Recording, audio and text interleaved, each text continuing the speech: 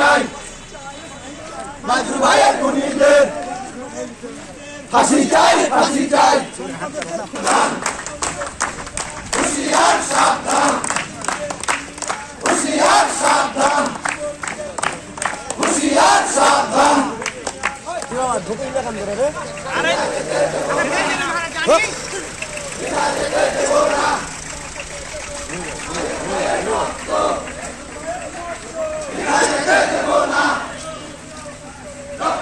ঘরে ঘরে এক মাদুর লোকান্তরে লক্ষ মাদুর ঘরে ঘরে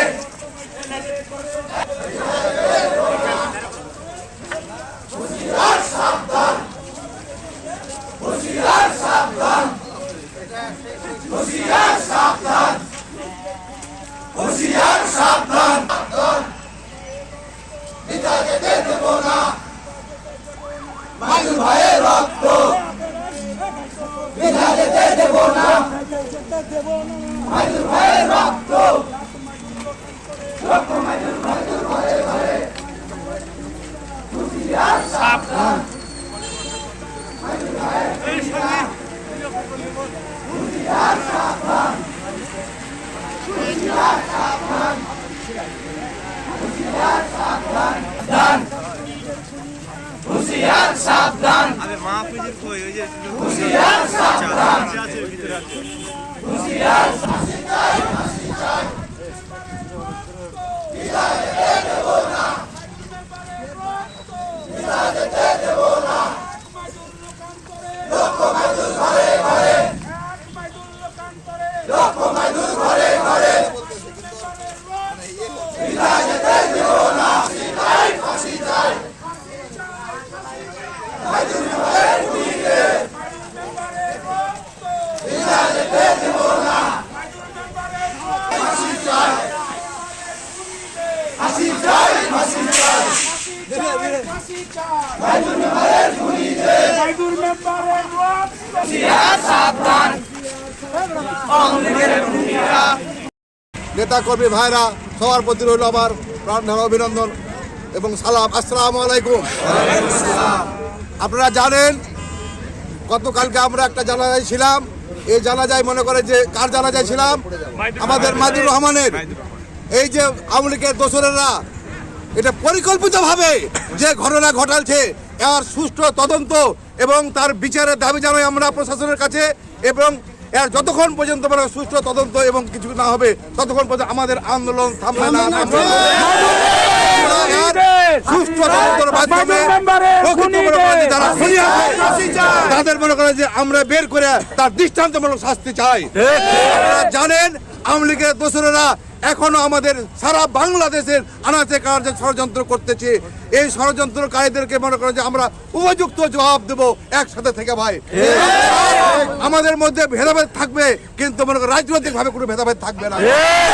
আমাদের একটাই কাজ হবে আওয়ামী লীগকে মনে করে যে দমন করা, বিএনপিকে প্রতিদ্বন্দ্বী করা নয়, আওয়ামী লীগকে দমন করা।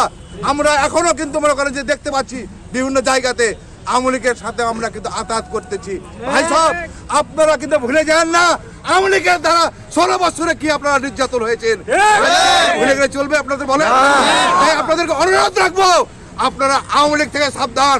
আপনাদের সুই হয়ে ঢুকবে আর ফাল হয়ে বাড়াবে। আওয়ামী লীগকে দেখে আমরা সব সময় সাবধান ভাই। তার কারণ হলো আওয়ামী লীগ কিভাবে আমাদেরকে রেখেছিল। আপনারা কি ভাই ভুলে গেছেন? আপনাদের অনুরোধ করবো তারেক জিয়ার একটাই বক্তব্য, আওয়ামী লীগের দোসরদের থেকে সাবধান হয়ে যান ভাই। আমাদেরকে সাবধান হয়ে আগামীতে তারেক রহমানকে এই বাংলাদেশের মাটিতে আনতে হবে।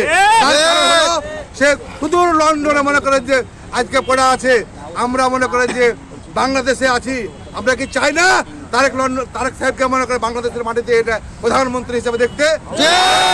আমরা ভোটের রাজনীতি করি, আমরা চোরের রাজনীতি করি না। চোরের রাজনীতি করে ভোটের অধিকার আপনাদের খনন করে নিয়েছিল। আমরা মানুষের কাছে ভোট নিয়ে মনে করে যে আমাদের আগামী দিনে তারেক সাহেবকে এদেশের মসনদে বসাবো। কি কথা ঠিক না? আপনাদেরকে একটা কথা বলতে চাই, এই আজকে মনে করে যে মাদুর ভাইকে, যে ছোট ভাই আমার মাদুর ভাইকে যে ষড়যন্ত্র করে মেরেছে, আমরা আগামীতে সব একত্রিত থেকে সব কিছু মিলে ভুলে যে আমরা এর বিচার সুষ্ঠু তদন্ত দাবি করে আমার সংক্ষিপ্ত বক্তব্য এখানে শেষ করছি। আমাদের মনের মধ্যে খালি দুঃখ আর তাজা রক্ত। আমাদের ভাই মাইদুর মেম্বারকে চক্রান্ত করে নির্মমভাবে খুন করা হয়েছে। আমরা আজকের এই সংক্ষিপ্ত মিছিলের মাধ্যমে আমরা এই খুনের সঠিক বিচার দাবি করি। আমরা চাই যে মাইদুর মেম্বারের খুনের জন্য যাদের বিরুদ্ধে অভিযোগ করা হয়েছে প্রত্যেককে যত দ্রুত সম্ভব প্রশাসন গ্রেফতার করুক এবং তাদের কাছে আসল সত্য উদ্ঘাটন করে তাদের যাবজ্জীবন কারাদণ্ড এবং ফাঁসির ব্যবস্থা করুক।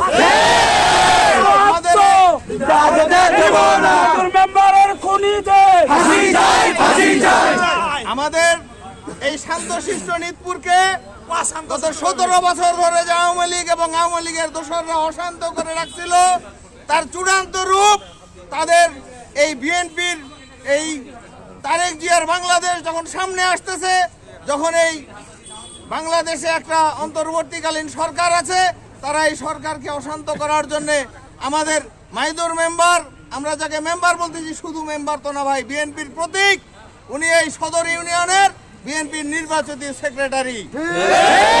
এই একজন নির্বাচিত জনপ্রতিনিধির এই হত্যাকাণ্ড আমরা কোনোভাবেই মানে নিব না।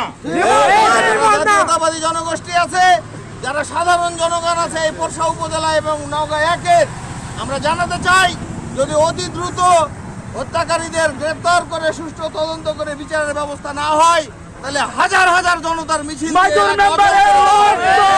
উপকারী হলে আজকে কাউকে ডাকিনি, কিন্তু উপজেলায় বসে থেকে আমরা 10 জন 5 জন মিলে পরিকল্পনা করতে করতে আজকে 500 জন লোক, তাহলে আমরা যদি ডাকি 5000 2000 10,000 লোক যখন তখন হবে ইনশাআল্লাহ।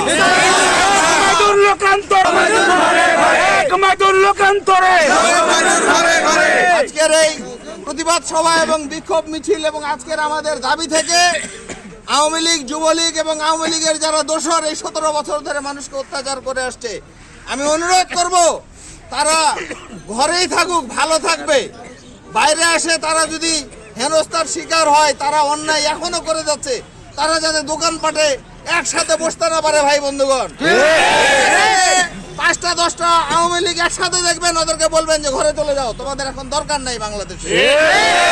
যেখানে বিএনপির কোন লোকজনকে আওয়ামী লীগের লোকের সাথে চলাফেরা করতে দেখবেন, আওয়ামী লীগের লোকটাকে পিটন দিবেন আর বিএনপির লোকটাকে টানে ধরে নিয়ে চলে আসবেন, মনে থাকবে ভাই। আওয়ামী লীগের সাথে ঘুষুর ঘুষুর করে ফুসুর ফুসুর করে, ওদের না জাতীয়তাবাদী দলে স্থান আছে না বিএনপিতে ওদের কোনো জায়গা হবে। কথা না ভাই, তারেক রহমানের কথা।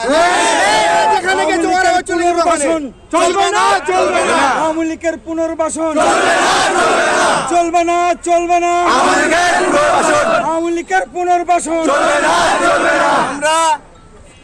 আমরা প্রথম দিকে বুঝে না বুঝে কিছু ভুল ত্রুটির মধ্যে হয়তো গেছি।